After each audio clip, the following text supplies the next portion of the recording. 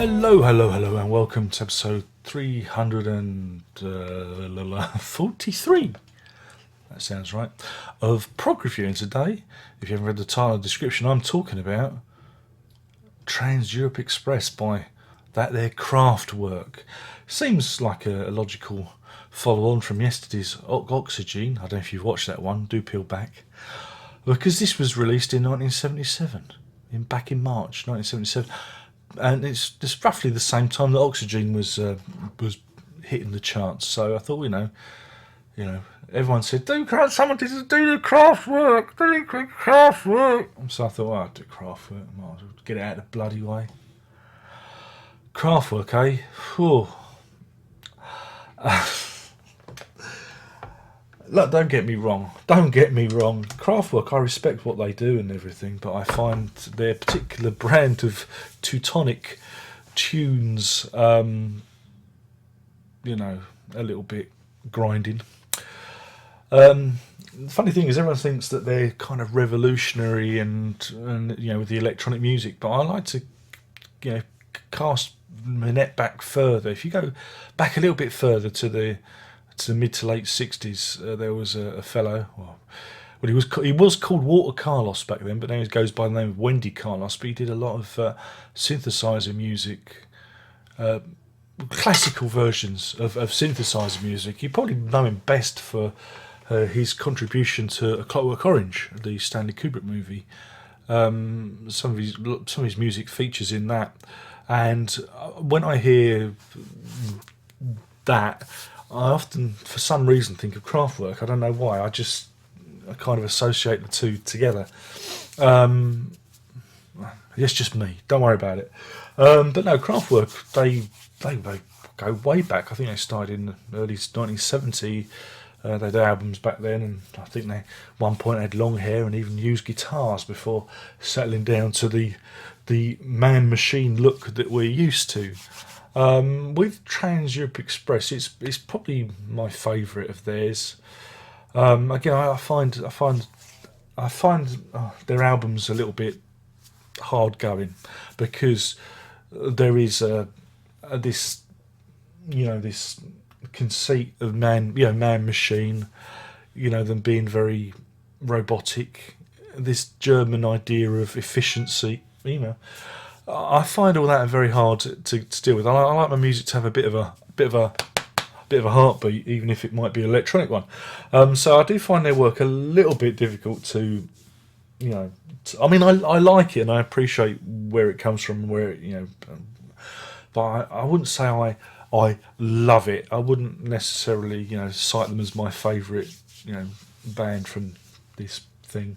If you want to call it Kraftwerk, they're not my favourite krautrock band. So but anyway, Trans Europe Express, it was released, like I said, in March 1977. It's their sixth, count them, studio album. It's an interesting one.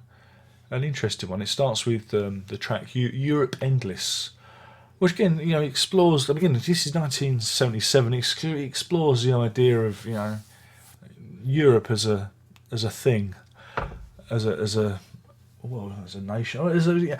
But the idea is that it's very, again, it's quite futuristic idea, I suppose, because the common market in Europe, we're still coming round to that idea, even though it's the 21st century now. But there it was on the album, and it plants the melodic seed of Trans Europe Express. It's in there, buried in the tune.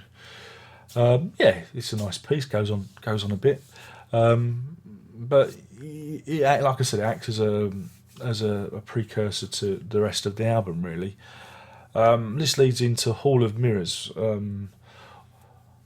which is, well, again, we start to go a little bit paranoid, and it carries on to the Showroom Dummies song. Hall of Mirrors is them speculating of what celebrities might see when they stare at themselves, in the mirror, and even the celebrity doesn't like the look at themselves. Yeah, it's an unusual song. I mean, and again, the way they deliver the lyrics. I mean, and this goes with Showroom Dummies. It's the deadpan delivery. I don't know. It's sometimes I find it a bit hard to take seriously. You don't know if they're taking the mic or taking a piss. But Showroom Dummies again. It starts off with the idea of showroom dummies, looking at us, and then transforms into we are the showroom dummies. Everybody look at us. When we go to the nightclub or we're out on the street, we're dressed in our finest. We are the showroom dummies. So it's a clever switch. And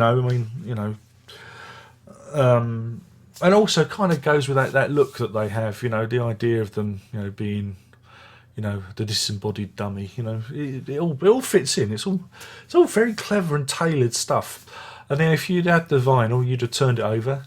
Though I had a CD version of this back in the day, and when in subsequent represses they divided the tracks up. But Trans Europe Express was just one big splodge of digital song. But now, I think on subsequent pressings, they've rejiggered it, so it cuts it into Trans Europe Express, Metal on Metal, Franz Schubert, and Endless Endless. Like I said, there are 4 tracks, but they're all part of the same, suite of songs. So, so Trans Europe Express, it starts us off on the rail journey. We're going on a nice little train journey and got that mechanical, thing that they do with their synthesizers. Again, everything on the album is every noise apart from the voice is created by a synthesizer. I mean, Trans Europe Express has been iconic. Check out Planet Rock by Africa Bambaataa, and there's no denying the influence that this music has had. I mean, from even Joy Division cite them as an influence. OMD, Human League, I'm talking about early Human League, all those synth bands. I'm sure even Gary Newman was probably into a bit of this, but you can hear where some of the English synth bands, got their impetus from. It's from the Kraftwerk, and so we're on this train journey across Europe. And it's all very pleasant. I mean, again, on Trans Europe Express, the Germans are cool because they even name check David Bowie and Iggy Pop, which comes out of left field, but it's quite amusing. And like I say, it is a long piece, and it's quite hypnotic. It's a very hypnotic track. It's broken up by the Franz Schubert section, where we kind of discard the clatter of the rolling stock, and it's almost like you're in the countryside, and I'm just talking about my interpretation. You may see different things, but we have fresh air and the birds tweeting. But again, Franz Schubert reiterates the main theme from Trans Europe Express. And then it ends with Endless Endless, which kind of merges Trans Europe Express and the opening Europe Endless as the bookend track, and they wave goodbye. I loved listening to Trans Europe Express, the big song, in the car. Email. I don't drive, but the missus drives me around. But I remember one night, because we used to, when we were younger, we often used to go out on nighttime drives. Like young people do. And we used to listen to music in the car whilst we went on a nighttime drive. And I have memories of driving just in the rain, not heavy rain, but just pitter patters on the windscreen, and the sound of the windscreen wiper. And Trans Europe Express being on, and it was I think that's probably the best place to listen to it, to be quite honest. I really enjoyed the experience. Again, it's about the experience. Now, I might not necessarily sit down and listen to this on a pair of cans, or but I thought that's where I got the album. That's where it really made an impact on me, because we were moving. There was a sense of movement in the music, and that's that. But you know, you see, I'm thinking about the difference between Kraftwerk and what Jean-Michel Jarre's doing. Jean-Michel Jarre's very much making the synthetic seem organic, whereas they play on the whole mechanical nature of the music. So there's lots of arpeggiated stuff that repeats, lots of arpeggiated rising and falling stuff, which is nice. But it can be a bit wearing. I find it a bit wearing after all because there's not a lot of variation. Sometimes they keep it as like the main rhythm, or you know. So yeah, I mean, I totally understand the importance of the record and the importance of the band, but like I said, sometimes, you know, even though you see the importance, you might not necessarily love them with all your heart. When it comes to a rating, I'm going to give this. I mean, I'm not going to give it a 5 because that's just silly. Because if the house was on fire, I wouldn't necessarily rescue this album. I haven't even got a copy. Look, where is it? It's on the computer. Oh dear. If you want to see it, check out my unboxing of Kraftwerk's complete studio recordings I did a few years back.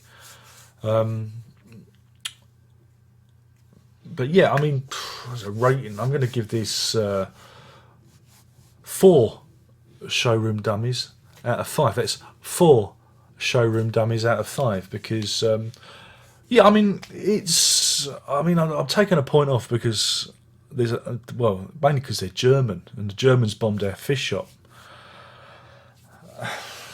That's a joke. That's a joke for anybody who remembers Stan Boardman. Many of you are just looking blankly at the screen.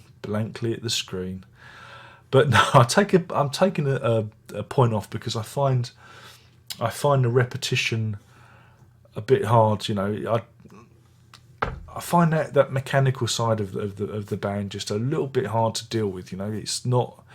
Like I said, I like that human pulse. If you're going to use synthesizers, try and bring an organic element into it. You know. I don't really want to be entertained by machines. I find that conceit, not that interesting. It also makes people think that if you do create synthesizer music, you just press one button and the machine does the rest of the work. So that's why I've knocked the point off. But it's a great record, and I think again, if you're coming to the band, it's probably the best one to start with. Actually, I think it's the best one to start with. Because there is a variety of material, there are more vocals, and there is a journey. There is a journey to undertake, and that's what's satisfying about the album is the journey, and good driving music too. So that's that. Shall we do? You don't want to. You want to do Krautrock, don't you? I could see you nodding your head. You want to do Krautrock? Should we do Noi tomorrow? Do Noi? I'll tell you about my favourite Noi album. Okay, we'll do that then, and we'll see where it takes us.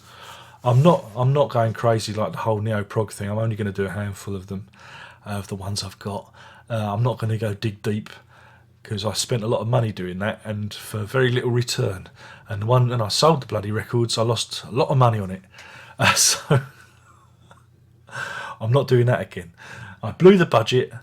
2 months budget on the neo-prog thing, and it didn't really do very well. So I'm going to keep this one cheap and cheerful.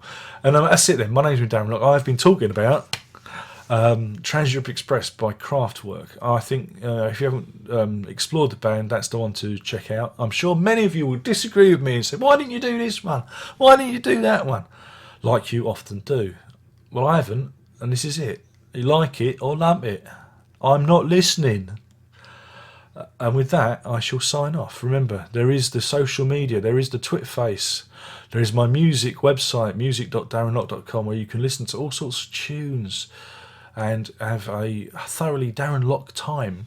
There's also the Patreon, www.patreon.com/lock, where you can help me wobble my chops on YouTube on a daily basis, if so needed.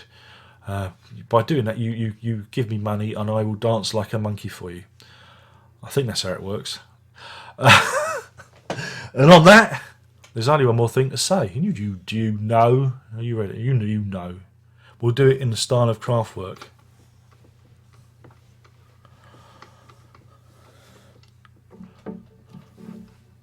Prog on. I hope that worked.